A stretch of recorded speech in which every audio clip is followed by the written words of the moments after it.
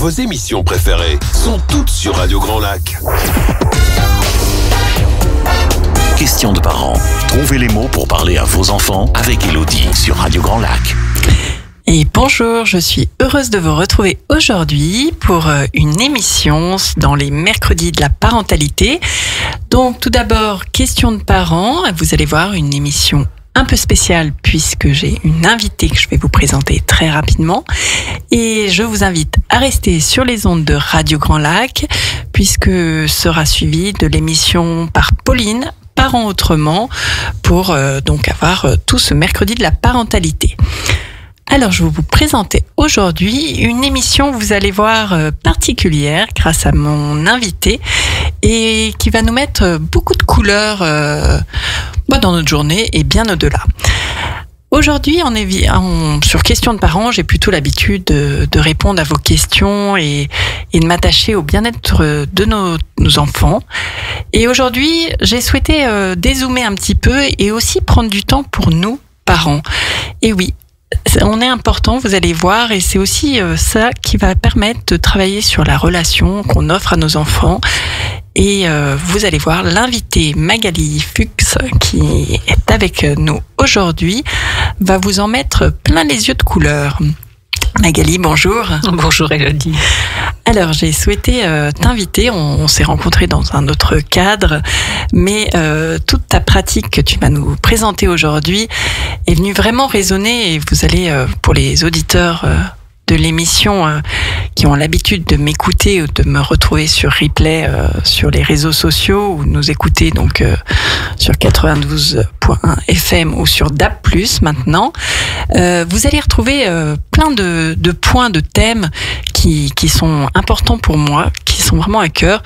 Vraiment cette importance de travailler sur les émotions, la qualité de la relation, mais aussi, Magali, on a plein de ponts qu'on va aller explorer, puisque pour les auditeurs qui me connaissent, je parle souvent de la symbolisme, des contes, qui sont moi plutôt ma passion, mais tu vas nous parler aussi de ta passion, tout à fait différente, et qui joue aussi sur les symboles et comment cela peut nous aider au quotidien, pour nous-mêmes, mais aussi pour nos enfants. Alors Magali, tu as donc un cabinet, une pratique, et tu es donc art-thérapeute, couleur en soie, sur Chambéry. Voilà, tout à fait. Je reçois en cabinet des parents ou des personnes qui viennent pour elles-mêmes. Et en effet, j'utilise beaucoup l'art-thérapie, c'est-à-dire que j'utilise le pouvoir des couleurs. Et j'aime beaucoup une phrase de Jung que je peux citer pour commencer. Il dit « Lorsque je ne sais plus quoi penser, je laisse faire mes mains ». Et c'est vraiment ça un des outils très importants que j'utilise dans mon cabinet, c'est de permettre aux personnes d'exprimer ce qu'elles portent en elles, ce qui peut prendre beaucoup de place ou ce qui au contraire est un désir très puissant mais qui reste dans l'imaginaire, de l'exprimer par des couleurs, c'est-à-dire concrètement, je travaille avec des encres de couleurs.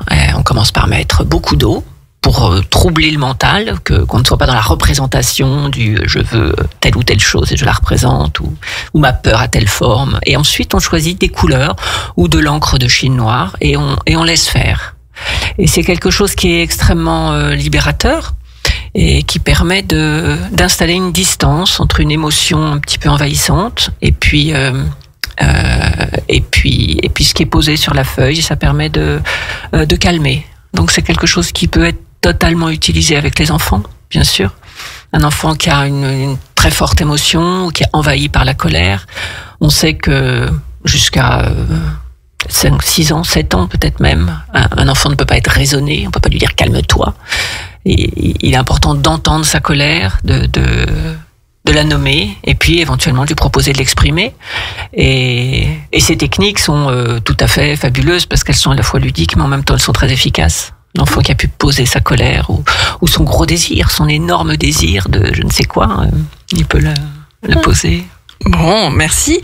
On en voit déjà un petit peu plus, mais c'est vrai que je retrouve vraiment, j'ai retrouvé dans ta pratique, tu parlais des enfants, mais on va voir aussi qu'il y a les adultes et quel lien on peut faire aussi dans ce lien parental, qui est vraiment le cœur de l'émission. Mais je retrouve vraiment, au travers de ta technique, cette douceur que j'aime aussi dans les contes, cette douceur, cette distance sécurisante. Et comme tu le rappelles, les enfants n'ont pas toujours les mots, cette maturité et les mots pour comprendre ce qui les habite, ce qu'ils ressentent.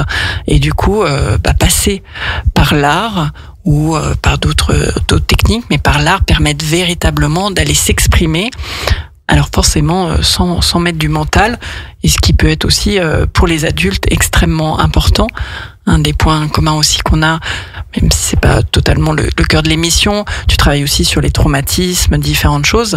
Et c'est vraiment aussi ce que j'aime dans cette technique, c'est qu'on n'est pas forcé de tout contrôler, tout comprendre, pour voir émerger un mieux-être, une compréhension. Bien sûr, il y a des surprises qui sont magnifiques, enfin qui sont exceptionnelles. Où il apparaît à travers l'encre tout à coup des ressentis corporels, des choses, des images quelquefois, et des émotions bien sûr.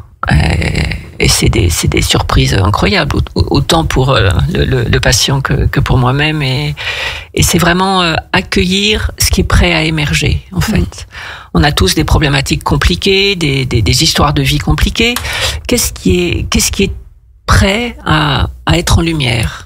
Et sur quoi aujourd'hui, dans l'instant, dans l'ici et maintenant, sur quoi on peut, qu'est-ce qu'on peut rejoindre de soi? Et comment est-ce qu'on peut apaiser ou mettre de la clarté? Parce que quelquefois, notamment dans la communication, il y a vraiment des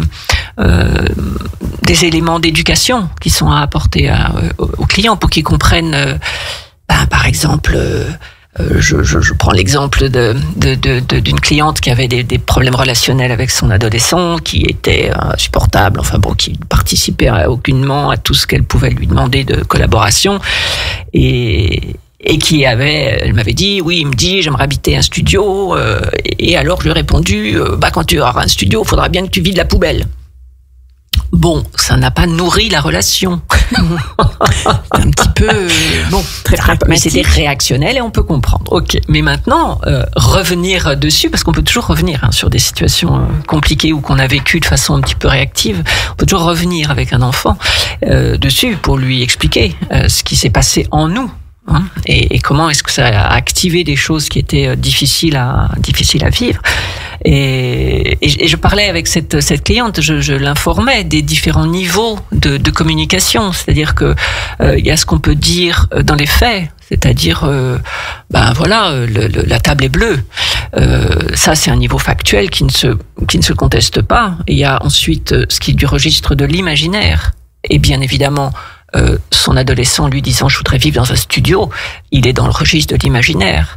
Et puis il y a le registre symbolique. Donc, mais ce qui est très important, c'est de revenir, de répondre à la personne dans le même registre. C'est-à-dire que si en entendant ça, j'aimerais trouver un studio qu'elle puisse dire ah oui, mais ça c'est super, et tu l'imaginerais comment ce studio, et ce serait comment ta vie dedans, de faire dérouler cet imaginaire, c'est-à-dire que le jeune se sente entendu dans son désir, parce qu'il faut pas confondre désir et réalisation, mais dans le désir imaginaire, il peut être entendu, et là il y a du lien qui se crée, même s'il descend toujours pas la poubelle, mais au moins il y a du lien qui se crée, et c'est les prémices d'un mieux-être, et d'une meilleure relation. Oui, je retrouve beaucoup de choses qu'on a déjà échangées sur les émotions, d'accompagner l'enfant et d'aller rejoindre la personne, alors enfant ou même, ça marche aussi avec nos collègues au travail, d'aller rejoindre la personne là où elle en est. Et c'est ça aussi ce que j'aime bien, et c'est là aussi où j'ai vraiment souhaité t'inviter, et où là je parle d'une émission un peu spéciale, parce qu'on a peut-être un peu l'habitude de mettre le zoom sur nos enfants.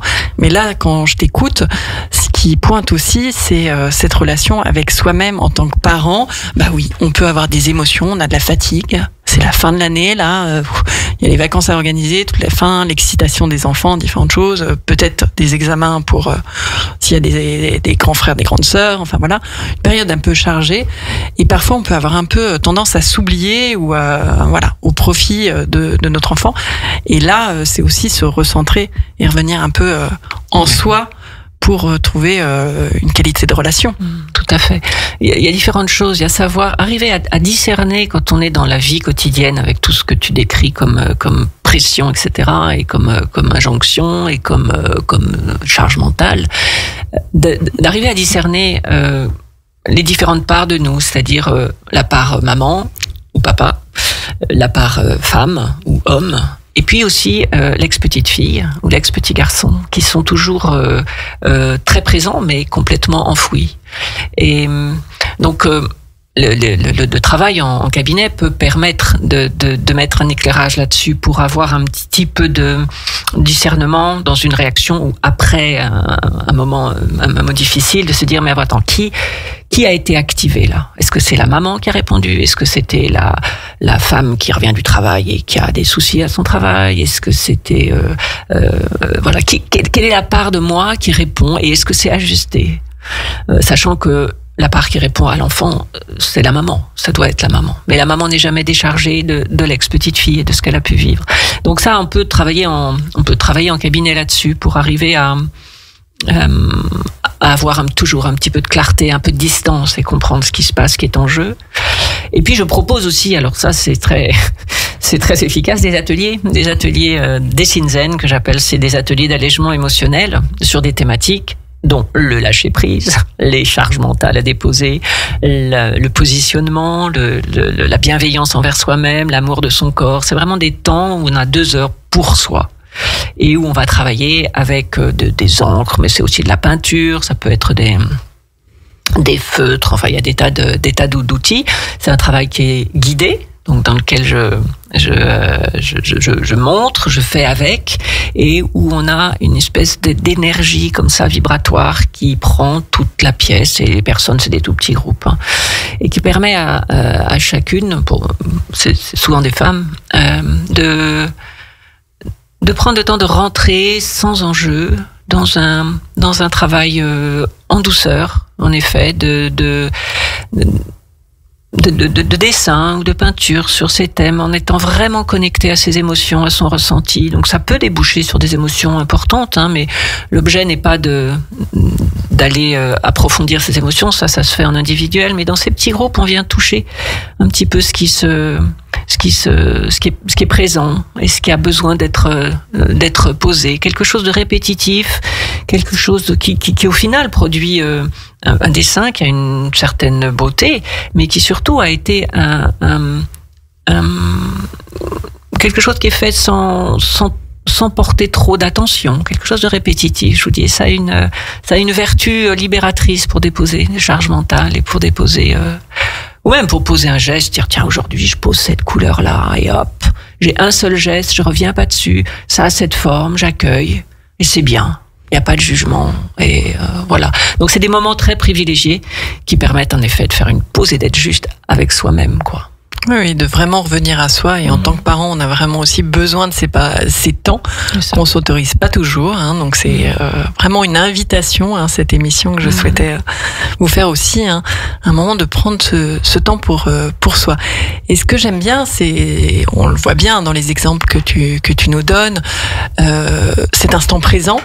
Hein, que j'ai déjà évoqué plusieurs fois en émission, cet instant présent, de se libérer, de s'apaiser, de déposer quelque chose, mais on pourra peut-être plus en revenir précisément dans la deuxième partie de l'émission.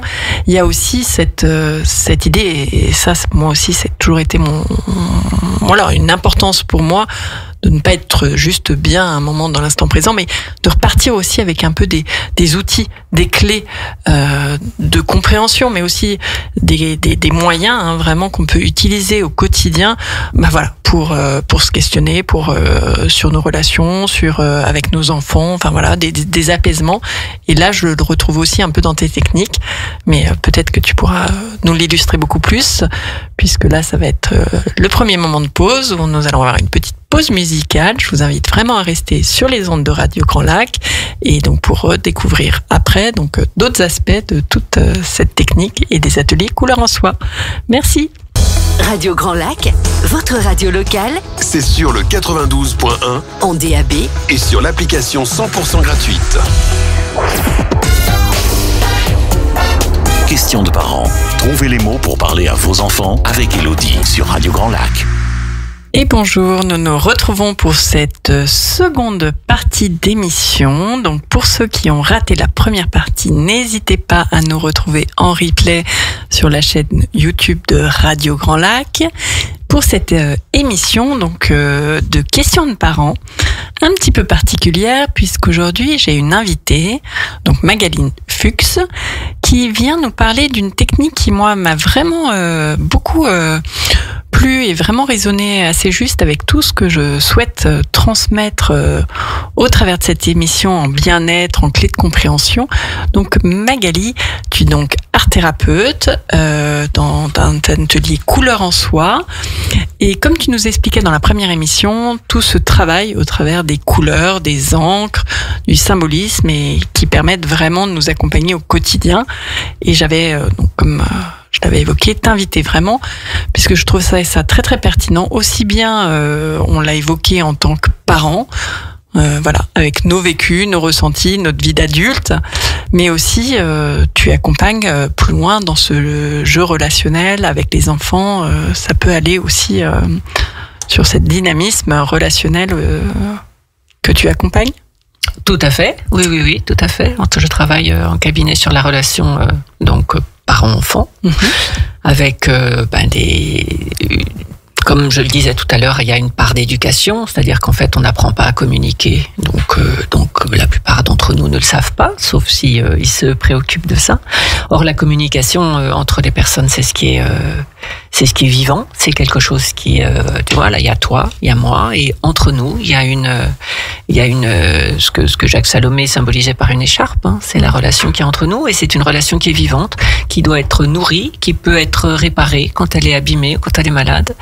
Et donc ça, c'est très important d'en avoir conscience, de la nommer. C'est dans le cas d'une famille, la relation parent-enfant, elle est spécifique. C'est pas un parent, c'est pas un ami, c'est pas à confondre avec la femme ou l'homme. C'est vraiment spécifique. C'est la maman, c'est le papa, et il y a l'enfant. Voilà. Et donc cette relation, elle est vraiment à nourrir, et ça c'est important de le dire, parce qu'on a tous des réactions pour plein de raisons, des réactions qui sont pas forcément appropriées, ajustées, mais on peut toujours revenir dessus et toujours revenir voir son enfant et lui dire, tu sais, là, je t'ai dit quelque chose, c'était sous le coup de la colère, et par exemple, j'aimerais bien que tu me le rendes.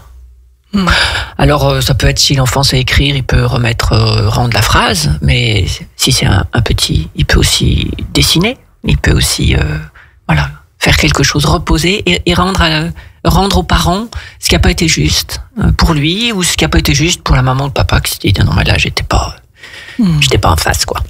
Non, alors ça, j'aime beaucoup, on en a déjà échangé, c'est vrai que parents, on peut se mettre vraiment beaucoup de pression, pour être parfait, avoir la bonne phrase, la bonne technique, différentes choses, et de toute façon, c'est complètement illusoire, et j'aime bien cette citation, je crois que c'est les parents parfaits n'ont pas encore d'enfants, et voilà, donc à un moment, c'est vrai que j'aime bien aussi cette technique qui pourrait sembler vraiment un jeu, mais ludique, qui peut être très agréable. Tu vas nous en reparler au travers des angles, des couleurs, des objets que j'aime aussi pratiquer au sein du cabinet, et qui permettent aussi de rééchanger avec son enfant simplement. À un moment, on s'oublie un peu, et c'est vraiment... J'en reviens à l'invitation d'aujourd'hui, de prendre ce temps de pause, de ce temps de respiration pour soi en tant qu'adulte. Nourrir la relation avec son enfant, prendre soin de la relation avec son enfant, c'est aussi prendre soin de soi. En tant qu'adulte, en tant que parent, j'ai déjà évoqué dans plusieurs émissions ce temps qui s'accélère, ces programmes parfois de fou, entre nos vies professionnelles, vie personnelle. Et donc oui, à un moment, faire une pause, comme sur les anciens magnétos, on fait pause, on regarde, et puis on peut revenir en arrière. Tout à fait. Et puis l'enfant, c'est même très très rassurant pour l'enfant de se dire déjà papa ou maman est capable de dire quelque chose qui est excessif, ou qui ne me fait pas de bien, et il peut revenir dessus. Ah, on peut se tromper, Voilà. et on peut revenir, et c'est pas grave, et au contraire, c'est joyeux. Quand j'ai pu dire à maman que j'ai été malheureux d'entendre ce qu'elle m'a dit, et quand elle surtout, elle peut revenir, expliquer, ça produit de l'amour, ça produit du lien et de la joie. Donc c'est vraiment un modèle à transmettre, un modèle à rendre vivant au sein de la famille, c'est sûr. Oui, qui sera très utile aussi Oui, quand ça autorise l'enfant aussi à se tromper, Tout à fait. et à apprendre au travers et à revenir, et et d'ouvrir ce dialogue qui peut être important. Ouais, non, ça c'est sûr. Est-ce que tu as d'autres exemples, voilà, qui te reviennent un peu de ces liens travaillés en couleur? Alors oui, mais là c'était plus, on était au-delà de l'encre, on était vraiment dans la construction. C'était par rapport à cette pression que peuvent mettre des enfants qui ont des désirs énormes, ils voient, ils sont tellement sollicités qu'ils ont des tonnes de désirs, et c'est normal et c'est légitime. Donc on peut pas reprocher à un enfant d'avoir des envies, surtout pas, surtout que l'envie, le désir est dans le registre de l'imaginaire. Maintenant, la réalisation de ce désir n'est pas forcément possible, et ça met un stress aux parents qui, quelquefois, ne font pas bien la différence entre le désir et sa réalisation. Et quand l'enfant veut des choses, ils se sentent mis, eux, devant leur impuissance à combler ce désir. Or, c'est pas de ça dont il s'agit. Il s'agit vraiment d'être dans l'imaginaire. Et j'ai donc participé à la création de boîtes de désir. Donc la boîte de désir, c'est une chose qu'on peut, n'importe quelle boîte, elle peut être très très grosse ou petite, qui est une boîte que l'enfant va décorer, qui est vraiment ses beaux désirs. Donc il y aura des couleurs, il y aura des choses qui feront envie. Et dans cette boîte, l'enfant pourra déposer ses désirs. Il a très envie de tel jouet ou tel, peu importe, et il va ou bien le dessiner, ou dessiner quelque chose approchant, et potentiellement le parent va écrire ce que c'est précisément, et puis le mettre dans la boîte de désirs. Donc c'est un désir qui est entendu, ce qui est essentiel pour l'enfant, c'est qu'à défaut d'être réalisé, au moins il est entendu, il est accueilli comme tel, et il est gardé. Et puis cette boîte de désirs, on va y retourner de temps en temps, quoi, pour regarder si les désirs qui sont là, ils sont encore ajustés, ou si mais ça c'était le serre-tête avec qui clignote, c'était moi en fait non, c'est pas, ça n'a pas duré, quoi. Et ça permet de temporiser, ça permet d'éviter de rentrer dans la confrontation avec le parent qui pense que c'est une demande immédiate et impérieuse, et donc illégitime, exaspérante pour des parents qui ont été comme moi élevés avec ceux qui demandent n'ont jamais rien. Oui, que je dis pas. Donc ça permet de temporiser. C'est toujours ça qui est intéressant, d'avoir des outils pour prendre de la distance, pour calmer, pour pas être dans le réactionnel, et pour vraiment construire la relation, faire des choix. Et accueillir, et ce que j'aime bien, même, tu vois, quand c'était aussi des techniques, je me souviens qu'on avait donné un peu dans une émission sur la colère, les émotions. C'est vrai que le cerveau fait pas la différence entre le réel et l'imaginaire. Donc l'enfant qui va dessiner, s'imaginer jouer avec la voiture rouge, même s'il a la bleue, la verte, oui, mais c'est la rouge qui lui fait envie, là, aujourd'hui. Déjà de le dessiner, il va vivre une relation avec ça, et du coup ça va venir vraiment apaiser. Et tu parlais de la différence réalité, imaginaire, différentes choses. Ça c'est quelque chose que j'ai déjà dans les émissions et qui est aussi très importante. J'en ferai peut-être une nouvelle émission avec l'intelligence artificielle, les jeux vidéo, différentes choses, tout ce concept où la réalité et l'imaginaire peuvent aussi s'entremêler énormément chez l'enfant. Donc c'est vrai qu'à un moment, prendre le temps de poser les choses, de lister, d'écrire cette attente, le rapport au temps peut être aussi très très important.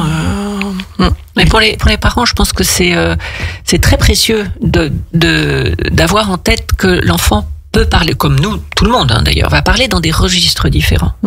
Et d'entendre que quand un enfant est en effet dans les jeux vidéo, ou dans des choses comme ça d'intelligence artificielle ou autre, on est dans un imaginaire, quoi. Et donc bien se dire, ok, là il me parle depuis ce point-là dans lequel le contact avec la réalité peut être assez flou, quoi.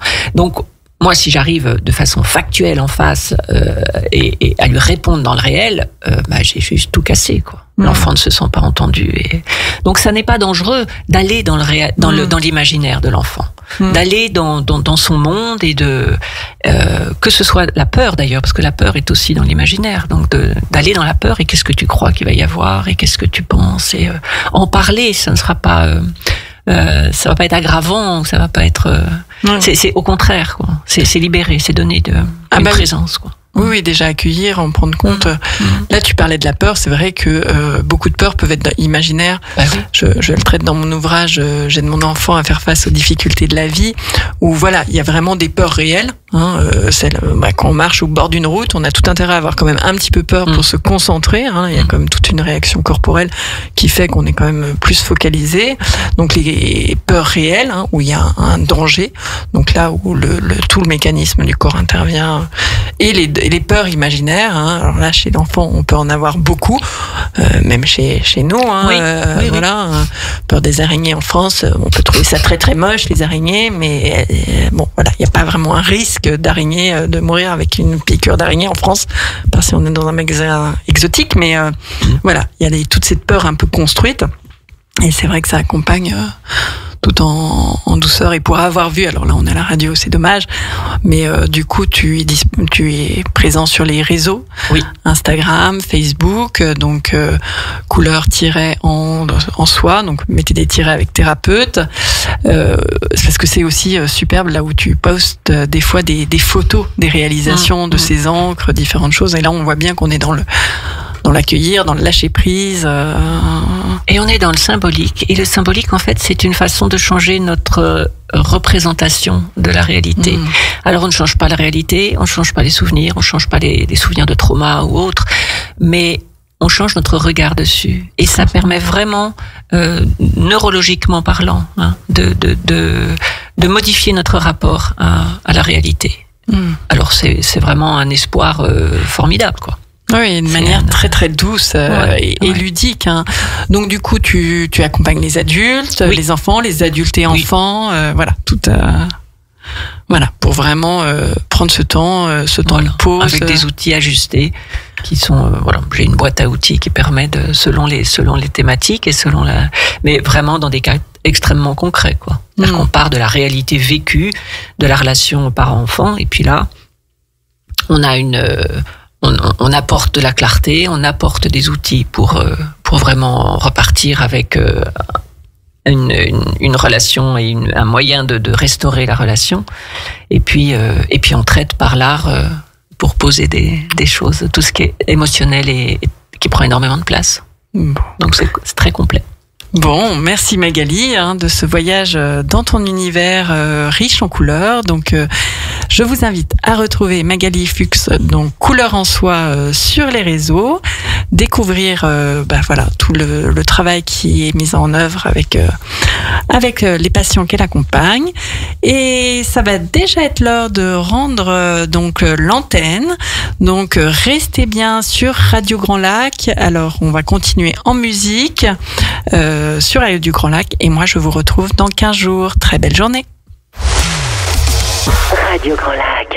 Radio Grand Lac. La radio de l'identité locale. Au cœur de votre quotidien. Sur le 92.1 et en DAB.